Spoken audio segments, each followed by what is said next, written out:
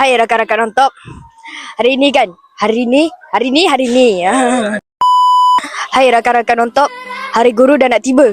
So, kita akan tanya, cikgu kalau tak jadi cikgu, cikgu kerja apa? Jom, kita tanya.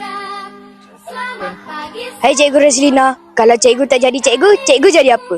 Cikgu nak jadi pekebun, buka nursery. Oh, okey. Cikgu. Ya. Kalau cikgu bukan cikgu, cikgu kerja apa? Cikgu dulu nak jadi askar. Oh. Cikgu Zaki. Kalau Cikgu Zaki tak jadi cikgu, cikgu jadi apa? Saya jadi YouTubers.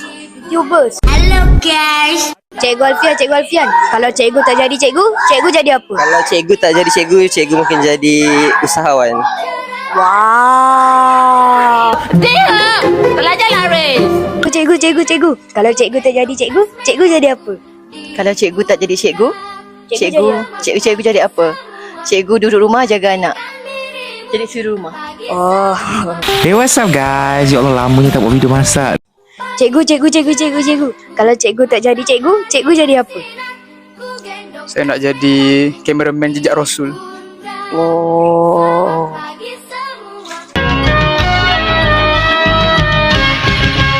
Cikgu. Kalau cikgu tak jadi cikgu, cikgu jadi apa? Pencuri.